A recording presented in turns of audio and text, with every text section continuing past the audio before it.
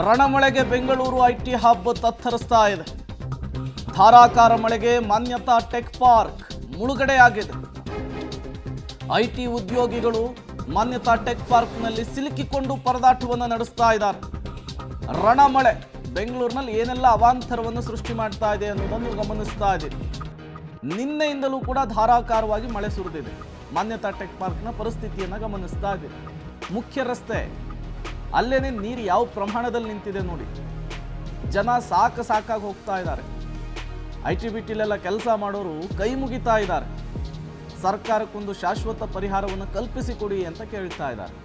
ಪ್ರತಿ ಬಾರಿ ಮಳೆ ಬಂದಾಗಲೂ ಕೂಡ ಇದೇ ಹಣೆ ಬರಹ, ಇದೇ ಹಾಡು, ಇದೇ ರಾಗ. ಆ ಕ್ಷಣಕ್ಕೆ ಅಧಿಕಾರಿಗಳು, ಜನಪ್ರತಿನಿಧಿಗಳು ಎಲ್ಲವನ್ನೂ ಕೂಡ ಸರಿ ಮಾಡ್ತೀವಿ ಅನ್ನುವಂತಹ ಹೇಳಿಕೆಯನ್ನು ಕೊಡ್ತಾ ಬಿಟ್ರೆ ಯಾರೂ ಕೂಡ ಫೀಲ್ಡಿಗೆ ಇಳಿದು ಕೆಲಸ ಮಾಡಲ್ಲ.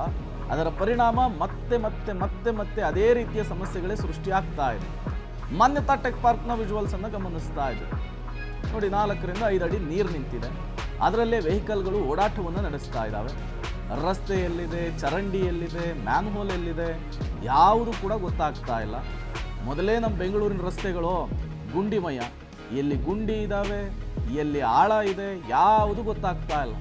ಕಣ್ಣು ಮುಚ್ಚಿಕೊಂಡು ಗಾಡಿಯನ್ನು ಓಡಿಸಬೇಕಾದಂತಹ ಪರಿಸ್ಥಿತಿ ನಿನ್ನೆ ಒಂದೇ ದಿನ ಸುರಿದಿರುವಂತಹ ಮಳೆಗೆ ಸೃಷ್ಟಿಯಾಗಿದೆ.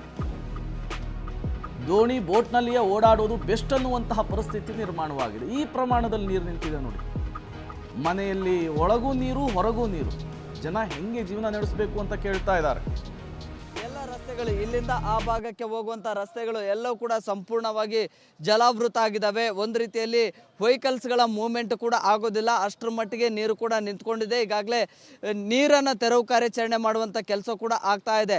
ಜೊತೆಗೆ ಈ ರಸ್ತೆಯ 2 ಬದಿಗಳಲ್ಲಿ ಕೂಡ ಈ ಒಂದು ನೀರು ನಿಂತ್ಕೊಂಡಿದೆ. ಇದು L1 ರೋಡ್. ಇಲ್ಲಿ ಸುಮಾರು IT ಕಂಪನಿಗಳು ಇದ್ದಾವೆ. ಸೊ ಇಲ್ಲಿಗೆ ಸಾಕಷ್ಟು ಉದ್ಯೋಗಿಗಳು ಕೂಡ ಬರ್ತಾರೆ. ಸೊ ಅವರಿಗೆ ಕೆಲಸಗಳಿಗೆ ಹೋಗೋದಕ್ಕೂ ಕೂಡ ಆಗೋದಿಲ್ಲ. ಅಷ್ಟರ ಮಟ್ಟಿಗೆ ಈಗ ಜಲ ದಿಗ್ಬಂಧನ ಎದುರಾಗಿದೆ. ಈಗ ಸಂಪೂರ್ಣವಾಗಿ 2 ಭಾಗದ ರಸ್ತೆಯನ್ನು ಕೂಡ ಕ್ಲೋಸ್ ಮಾಡಲಾಗಿದೆ. ಸೊ ಈಗ ಸದ್ಯ ಮತ್ತೆ ಈ ಒಂದು ರಸ್ತೆಯನ್ನ ಬಂದ್ ಮಾಡುವಂತ ಕೆಲಸ ಕೂಡ ಆಗ್ತಾ ಇದೆ. ಸದ್ಯ ಸಂಪೂರ್ಣವಾಗಿ ನೀರನ್ನ ತೆರವು ಕಾರ್ಯಾಚರಣೆ ಮಾಡುವಂಥದ್ದು ಕೂಡ ಆಗ್ತಾ ಇದೆ.